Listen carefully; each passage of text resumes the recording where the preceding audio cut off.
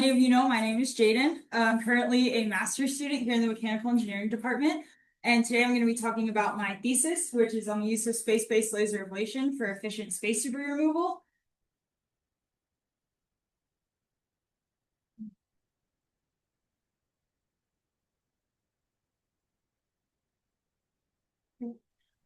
So for the outline for this presentation is I'll give you guys a bit of an introduction and context to the problem.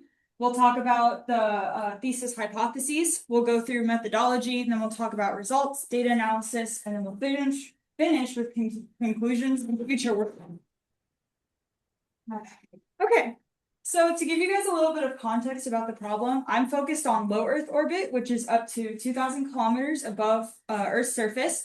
And low Earth orbit has been accumulating debris since the beginning of the space age. And currently, there are 23,000 tracked objects in LEO, and this just means that they have a diameter greater than 10 centimeters. And of those 23 objects, 70% of them are debris. And you can see here in this image, this is from the European Space Agency. So LEO is right here, like this very yellow aura around Earth. This kind of larger circle is technically a geostationary orbit, but in this entire picture, there are 50,000 pieces of debris that are greater than 10 centimeters, and of those 50,000, 32% of them are in LEO. So why is this a problem? Well, the more debris that we have in LEO, the higher risk of collision and fragmentation. And that creates fragmented debris, which is less than 10 centimeters in diameter. This is especially dangerous because as of right now, we don't have a way to consistently track fragmented debris, but it is still very capable of doing damage. As you can see in this image, this is from a lab test in 2009, where a 1.2 centimeter aluminum ball was fired at an 18 centimeter thick aluminum block with a velocity of 6.8 kilometers a second. And for context, things in LEO travel 7 to 8 kilometers a second, or 17,500 miles per hour. So even small objects are still very capable of doing damage. And another consequence of debris is what is known as Kessler syndrome, which was introduced by Donald Kessler. And it's this idea that two pieces will collide, they'll create debris, that debris will go on to cause more collisions and make more debris, and it's kind of a snowball or runaway effect in terms of debris creation. So what are we doing to try and stop this? Well, currently there are multiple orbital debris regulations. In 1997, NASA implemented a 25-year deorbit rule where a satellite had to be deorbited within 25 years after the end of its mission. In 2007, the IADC, or the Interagency Space Debris Coordination Committee, which includes the European Space Agency and other foreign space agencies, adopted this 25-year rule. And most recently in 2022, the US Federal Communications Commission proposed a new rule of a 5-year lifetime. So a satellite had to be launched, complete its mission, and be deorbited all within 5 years. Another thing that we do is the US Space Surveillance Network does a lot of cataloging. So it tracks the pieces of debris that we can track, and it's constantly calculating probabilities of collision with that debris and active payloads. And if a probability of collision is great enough, they will implement a debris avoidance maneuver to avoid collision. But that really tackles the kind of future debris and the debris we have now. It doesn't tackle the debris that's been there since the 1950s, 1960s. And that's what active debris removal methods are for. They're being developed and proposed. And so this specifically is space-based laser ablation. So this study set out to prove two different hypotheses. The first being we wanted to prove that both orbit propagation models and experimental data can be used to predict the success of potential removal missions before they occur. Up until now, space-based laser ablation and the feasibility of it has only been proven with models. So this is the first time we're adding experimental data to back that model. And second, we want to prove that laser ablation can be reliably applied for the removal of space debris in LEO. So, what is laser ablation? Laser ablation is what happens when a pulse laser is fired at a material. The affected material and the affected mass is turned into plasma, as you can see here. And this creation of this plasma exerts a pressure back onto the material, and that's what we're taking advantage of. We want to use that pressure to initiate an orbital transfer. This idea is not novel. It's already used in pulse laser propulsion. We're just using it to remove debris. So for our experiments, we traveled to Pacific Northwest National Laboratories in Richland, Washington to use their vacuum chamber and their laser. So we used a 1064 nanometer laser, which is infrared light with a 6 nanosecond pulse. And we fired at 5 different energies ranging from 25 millijoules to 200 millijoules at a target with a diameter of about 50 microns. We also set up Faraday cups, as you can see here, 10, 30, 50, and 70 degrees from normal. And Faraday cups just collect the ions that are emitted with that plasma plume, and that will tell us how fast the ions are reaching our different Faraday cups, which will give us an idea to the directionality of the plume. The ions had a flight path of about 23 centimeters, and we had a vacuum environment of less than 10 to the negative 6 4. So our procedure is for each material at each energy, we fired 5 sequential shots, and we sampled the Faraday cup data in between each shot. Then we also went off to the side to a fresh piece of the material, and we fired 10 sequential shots to create a crater. And this is our grade 5 titanium sample, and it's the easiest to see the decreasing energies, as well as the crater after experimentation. In total, however, we tested 8 different materials that are commonly found in aerospace engineering and LEO debris. The selection of these materials was highly influenced by a 2024 survey done by Hayashi et al., which surveyed all the materials found in LEO by their density and by their main element. So we selected aluminum and 2 aluminum alloys that are used in aerospace engineering. We used aluminum oxide because it is a product of solid rocket motor burns, and it's the slag, and it will collect and it will become big enough that now it's a hazard. We chose 316 stainless steel for iron, 2 different titanium alloys, and pure copper because it's used in electronics and solar panels. You will notice that there are no low density materials, and that is because plastics accounted for 100% of low density debris in LEO, and they vary too much. Plastics and polymers vary too much in their composition for us to be able to choose 1 or 2 plastics or polymers that would accurately represent all low density debris. So in order to apply this to a model, I built a Keplerian orbit model, which is just a model of the 2-body problem, which is just Earth and the satellite assumed to be perfect spheres. And for our orbit transfer to get from the initial orbit that you see here in blue to the target orbit in red, we chose a Hohmann transfer, which is this elliptical orbit transfer path that you can see here. The Hohmann transfer is the simplest orbital transfer that exists, and it's also the most efficient in terms of propulsion, or in our case, laser ablation. And we chose our target orbit based on a target altitude that we chose. We'll talk a little bit more about that later. But the Hohmann transfer does calculate the change in velocity needed to exit the initial orbit and enter the target orbit. To verify our model, I calculated the International Space Station's orbital period with the model, which is based off its semi-major axis.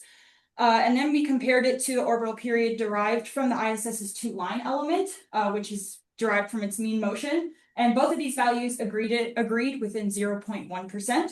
We also compared it visually, where you can see this is the orbit propagated by the model on the left, and this is the orbit propagated by a third party on the right. And they're pretty similar. We were pretty happy with it. So now we get into experimental results, and these are the results of our directionality, or our Faraday cup data. And this is just peak ion velocity versus angle. These are our aluminum and its alloys on the left, and the rest of the materials on the right. These are just split up because the peak ion velocity for the aluminum and its alloys was an order of magnitude greater than any of the other velocities for the other materials. So this is just so we can actually see them. And what we see is a very nice correlation, not only in between similar elements, but also ions are arriving to 10 degrees from normal faster than they're arriving to the Faraday cup that was 70 degrees from normal, which is to be expected. But this really just proves that the plume does have directionality, and therefore the angle that you are firing from does matter and will have an effect on where the debris goes. This is some more test data. These are the results of our craters. We scanned them with a confocal microscope, and this is pure aluminum and 775. And I love to show this because it's a great just like visual example of when we kind of start to see that this may be material dependent. Pure aluminum is pure element, so they tend to ablate very easily. And so this middle part here at the bottom of the crater is 1.6 millimeters deep. In contrast, 775 being an alloy doesn't ablate as easy. And this deepest spot is 0.1 millimeters deep. So there's quite a difference already we're starting to see based off material. And this is just the mass ablated that was calculated from those confocal microscope scans for all of our data. Pure aluminum and 775 are highlighted since that's just what we saw. And grade 2 titanium is in red because it's actually our lower bound, so it had the least amount of mass removed. Aluminum is our upper bound and had the most amount of mass removed, and we'll see how that affects a little later on. Next was to calculate the change in momentum, which really we calculated it from laser parameters using this equation right here, where we took a mechanical coupling constant, which is based on ablation pressure and intensity, and we multiplied it by the energy of the laser. And these are just the table values for those for all of our materials with our two bounds highlighted. And this table is just a table of calculated values. So in order to get it to a change in velocity that we can compare to the changes in velocity calculated by the Hohmann transfer, we took that change in momentum from the last slide and we divided it by the change in mass, or the mass ablated, to get this table of values. And now our outer bounds have flipped. So aluminum, which was our upper bound in terms of mass ablated, is now our lower bound in terms of change in velocity. And grade 2 titanium is now our upper bound in terms of velocity change. So in order to apply this to our model, I modeled 8 different pieces of debris that were chosen from a top 100 list of most dangerous pieces of debris. And by studying all these different propagated orbits, it was very clear that there's no common inclination or orbital period or position. And what that really means is that there's no ideal place to park space-based lasers in space. We're going to have to actually implement this, they're going to have to be in a constellation where they can access multiple pieces of debris. And once again, our changes in velocity were calculated. This is specifically for H2RB, which is a upper level rocket body that was launched by Japan in 1996 that's currently in LEO. And its initial orbit is in blue and its target orbit is in red. So the target orbit is at an altitude of 100 kilometers, which is our lower bound altitude. That's basically where the Earth's atmosphere ends and space begins. So it's the altitude with the greatest atmospheric drag. And these are those values tabulated. We actually modeled a target altitude of 100 to 400 kilometers. We didn't want to go above 400 kilometers because once you start talking about 500 kilometers and above, there's a general estimate that the debris will deorbit within 25 years, but that's not a promised value. Whereas at 400 kilometers above Earth's surface, it will deorbit within 1 to 5 years, so we stuck below there. And this shows a very interesting result. All the transfer times would take between 46 and 49 minutes to get from an initial transfer or an initial orbit to our target orbit. And at 100 kilometers, it would deorbit within less than a day. Why 100 kilometers isn't just the easy answer that fits everything is because it takes the greatest change in velocity, which means the laser is going to need to have sight of the target debris the longest, and it will have to produce the most amount of momentum change, which means more pulses, which may or may not be actually doable. So that's why we went ahead and modeled both 200, 300, and 400 degrees. So H2RB had the greatest of any velocity changes, either to enter the target orbit or exit the initial orbit at about 312, 313 meters a second. So we rounded up to 320, and any further calculations will be done using a target velocity change of 320 meters a second. So how do we use that?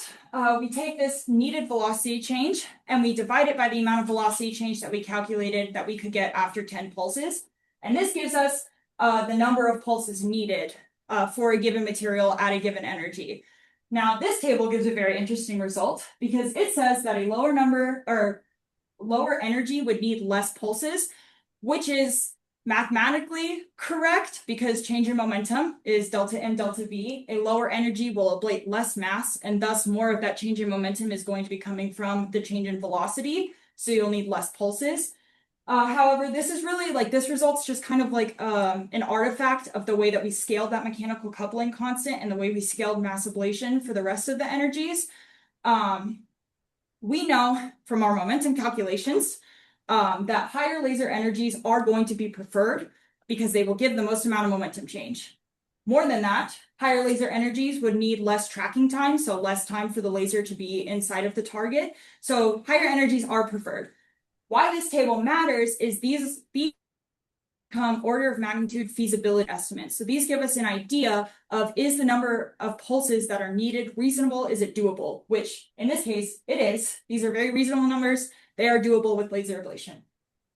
How this gets implemented into the removal of debris is debris whose properties minimize the required laser exposure time should be prioritized. This just means material does matter, and we should choose to, if we can, ablate something like grade 2 titanium, where you get more of a velocity change, rather than aluminum, where you'll get more of a mass change. One thing to note, our momentum transfer results assume flat target surfaces, and this is just the way we conducted experiments at PNNL. We had flat samples, and they were still in the vacuum chamber.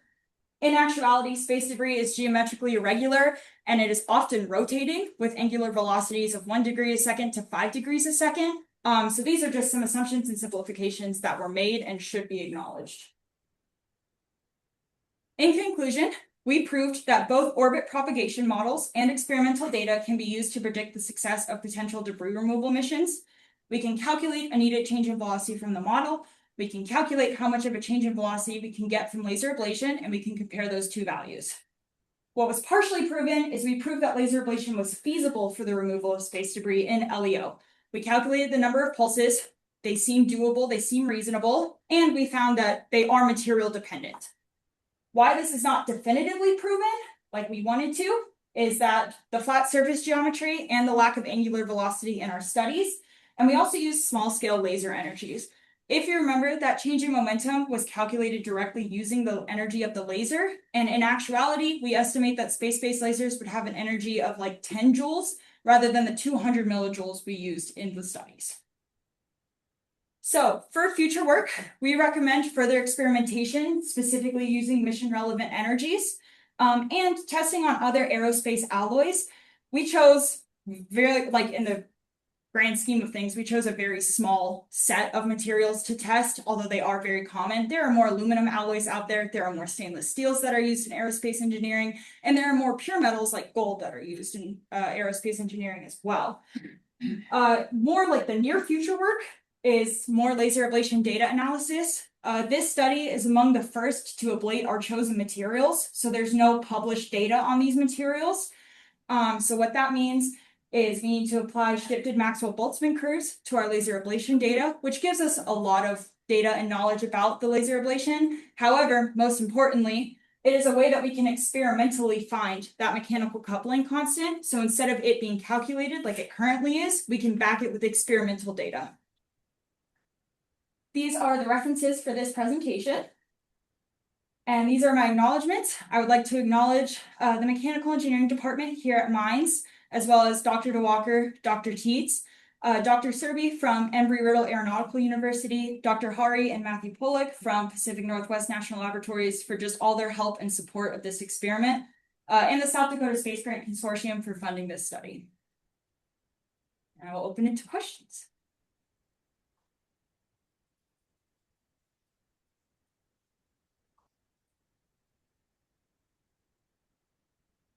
Yes.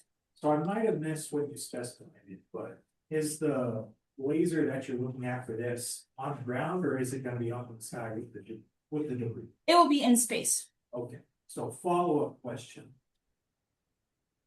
Is there investigations into, I can't remember lasers all that well, but basically how do you make sure, like, as you're shooting the laser down, that you don't accidentally hit someone and permanently damage their eyes or something like that, or accidentally start a fire? Because I know lasers are kind of scary pieces of equipment.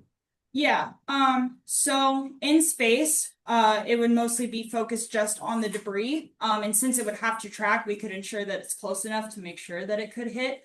If for some reason it does miss, the atmosphere will also have like dispersion effects on it, so it shouldn't damage anyone's eyes on the ground. Yes. Would there be any issues with reflections on metallic materials, sort of thing? We actually did mention, or we did study that. We scaled the intensity of the lasers. We used absorbed intensity for one of our calculations. So we scaled that with the reflectivity of the material. However, we did multiple pulses, so that first pulse kind of gets rid of that reflective part of like aluminum or something like that. And so the subsequent pulses don't really deal with that, like reflectivity. Just to add the samples which she had, one of the samples is very low reflectivity, that aluminum oxide with very low reflectivity, so the absorption is complete, everything it gets absorbed, while aluminum and all this is high reflectivity, so that is kind of captured in it. Yes. Yes. So the laser is in the space, as you said, and do you think about how to provide the energy for that? I think it's a loss of energy need. Yes. It would most likely be solar panels. And then in terms of how long a debris removal mission would take, it would be the length of the pulses needed as well as the time it would take the laser to charge up in between pulses from that solar panel. And some additional question related to that, the solar panel has also lifetime, yes? So this is the lot after the lifetime of the solar panel is over, how you want to replace, or did you think about that? Should a laser stop working or a solar panel, it's kind of a self-solving problem. Since there would have to be a constellation of lasers, another laser could just track it and shoot it down like any other piece of debris.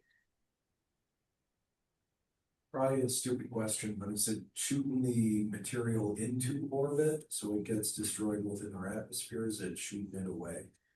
In terms of low Earth orbit, it would be shooting it into Earth's atmosphere. Should these be implemented in something like geostationary orbit, shooting it away into a graveyard orbit would probably be more beneficial. Can you actually move it out using a laser? If it was in like geostationary orbit, you could push it to a graveyard orbit. By burning it? How does that go away? It would just be far enough away from Earth that it wouldn't be a collision risk anymore, basically. So it'd still be within Earth's orbit, but it's not it's not a threat anymore. But you can't, in principle, you can increase the size of the orbit. You can do a home, like we home and transferred to a lower orbit. You can also orbital transfer to a higher orbit as well. But that doesn't the energy have to be in the debris itself to be able to go to the higher orbit? Say that again? Don't the energy Mhm. have to be in the debris itself to go to the higher orbit? How can you do it? Like in this case, you are removing the material, right? So kind of you're kind of built tank and you're moving it into the lower orbit. Yeah. If you want to move it away, has energy to be deposited into that, or I don't know. Like in this case, you're removing mass. How will you do that to move it? Like to that orbit? So here we're kind of applying an opposing force in order to slow down the debris and transfer it to a lower orbit. In terms of that, mass ablation is just something you can't avoid when using laser ablation. So we would have to be on basically the other side of it to speed it up to get it to a higher orbit.